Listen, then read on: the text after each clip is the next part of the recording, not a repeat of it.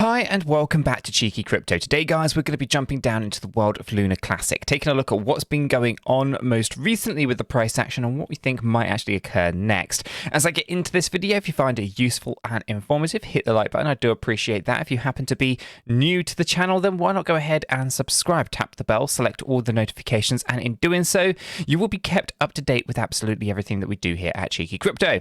Now, if you have not yet joined us in Discord, the link is in the description down below. It's a fantastic community talking crypto 24/7. It's completely free, and I don't think you'll be disappointed by what you find down there. And if you are looking for a little bit more from the crypto space, why not check out the Patreon services? We offer a lot more for our Patreon members via the Discord server, everything from AMAs twice weekly, project reviews, trading, and a whole host of additional benefits. So why not check that out if that's of interest to you?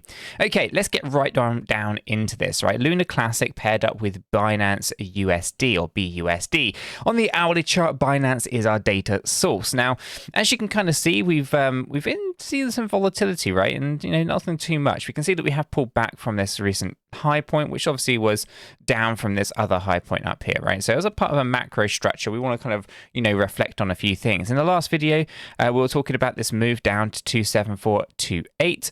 We actually hit that pretty well, went past it, we rallied back up and so forth. So let's actually go ahead and just map these things in so that we get a good idea as to kind of where we stand, okay? So the first thing we obviously need to acknowledge are the structures that are currently sat here. So for example, we do have this three wave right in there, and that three wave is basically just the B wave, I think, out of this structure right here like this. Okay, this would then lead us into potentially looking at this as an ABC structure to the upside. Okay, this is just three waves. Three waves are deemed as corrective structures, right? They are not anything more than that. So we want to be a little bit cautious at times when we see three wave structures. Now, with this, it's possible that actually, we continue to break down because this could not be, this B wave might not be complete, right? This B wave might have to come down a little bit lower. And the reason for this is we don't have clear kind of structural points, right? So for example, inside our A wave here, we can see that we kind of had this really small bounce and then we pushed up, right? So we can argue that we have three waves in there. Whereas when we take a look at it on this move to the downside, there isn't actually any kind of clear structure until here and here. And it could be that actually we just haven't finished this little move down and we are looking for three waves inside there, 1, 2, and 3. So I think we're going to probably see some volatile movements here as we kind of continue this move down before we can, maybe have that little bump to the upside. Now, obviously, that bump to the upside is still just going to be that, a small indication of a move upwards, and not a good indication that we are done with the corrections, though. Because I do think that the 23421, this previous low point that we marked out, is also still valid. Can take a little bit of time for these things to play out, but that is something that we should be concerned with and should still be thinking about. Okay, now, if we kind of zoom out a little bit, that comes in from our structure here. So we have this low point here, we have this high point up here. Let me grab it if I can. There we go. We move this over to the bounce, which is actually now up here. So it's going to just higher up our target ever so slightly. Okay, so our target is now 24041. So I'll go ahead and just mark that on. And I'll grab my horizontal line and just put that on here as well for 1. Just going to lower that down to 4-1 right in there. Okay, and I'll just get rid of the Fibonacci retracement tool. We don't need that. But that's going to be our approximate target, right? That's what we're kind of looking for. And this would look like, if I tidy this up and I just get rid of some of this noise that we were looking at previously, we would be looking at it like this, right? Down here, up here, and then down here. Okay, then we look at this structure to the downside being three waves as well. One, we haven't necessarily finished our B wave upwards and then down. Okay, now if we were to think about that and we were to kind of think, okay, well, how do we kind of get to this this next kind of high point?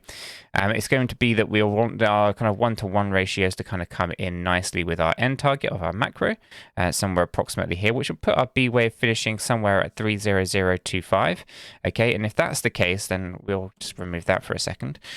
Take a look at this structure here, and we'll pull this one down. Obviously, this is just assuming that everything is very, very neat. So here we'll just fall short if that is the current low, but because I think we're going down a little bit lower, we could be looking at a move down towards 26341 before going up to that 2-3 area. Okay, so you can see that there's going to be a few different kind of moves that are going to have to go on here in order for us to play out this little low point. Now, part of all of that could just be that it's a B wave out of all of this structure here, okay, and we haven't finished this structure, okay, this B wave. So when we take a look at it and start scaling this out, what we're actually looking at here is a slight move to the downside, only to allow us to move up to the upper side, okay, 47044 potentially, or maybe a little bit lower than that. It's hard to say exactly. Of which all of that is B, and then of course our C wave would have to come down here later, okay. So you can see that although the market might be correcting down, we do have to actually move up before we can move down, right? So essentially when we start actually mapping it down from the micro level and start scaling it up one step at a time and keep going, we get to these kind of patterns of where we are. Then of course we can scale it out even further, and we can say, what if this is just a B wave of this? And in which case, you know, we'll start be thinking maybe that this is an A, this would be a B, and then there's a fantastic rally towards the end, right? So one of the things with edit wave theory that people don't seem to fully understand, and hopefully I can explain it better, I don't know, is that it tracks people's behavior, right? So right now we know we've got structures that are saying, actually, you know, things are not that bad necessarily, right? We've got some interesting structures at a macro level. On the micro side of things, people are a little bit concerned. We can kind of see that maybe there's a little bit of a push to both the downside and the upside, right? So my next expectations are small dip and then a bit of a run, okay, and then more of a dip, or more of a pull to the downside. Okay, then more of a run. And you can see just how choppy this is going to be, right? We have this kind of really good run here, taking us up higher. And then, you know, from there, really another huge, massive breakdown, right? And it's going to catch a lot of people out and a lot of people off guard. But essentially, it's all part of a bigger play. And, you know, when you're really focused in on what's happening in the last, like, I don't know, week or so, you miss out on all the bigger kind of structural points. And for Lunar Classic here, things aren't as bad as they seem. But, you know, you have to have these natural corrections in order for us to grow later, right? Now, from our stochastic RSI point of view, we can see that actually a lot of that stuff lines up with our hourly chart, right? We can see here that we're overbought and we're looking for a correction. That's that short-term correction that we're looking for on our hourly chart.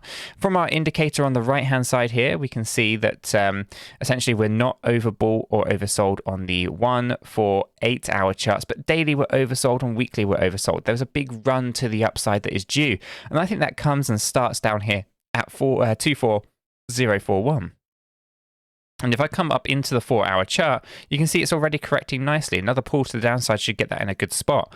And the 8 hours already in a good spot. The daily is already in a good spot. The weekly is already in a good spot. So for the most part, we're just looking for finishing off the correction here.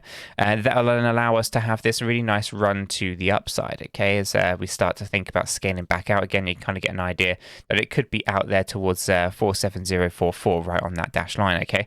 So there's a lot of things to think about. The stochastic RSIs indicate that this seems to be the most probable probable outcome based on these structures. As long as I've got my wave counts in the correct area, this would be what my expectations are. So slight dip, slight push up higher, nothing too much towards maybe the 29924 area, then dipping down towards the 24041 before going up to 47044, and then after that collapsing back down again. Okay, so do expect a lot of volatility with Lunar Classic, but in that comes many opportunities, specifically from trading and things like that. Guys, I'm going to leave this video right there. If you found it useful and informative, then hit the like button. I do appreciate that. If you are looking for a little bit more, why not join us on Twitch this morning, where I'll be talking about Bitcoin and I'll be talking about Ethereum in detail. Other than that, have a fantastic day, guys, and I'll catch you in the next one.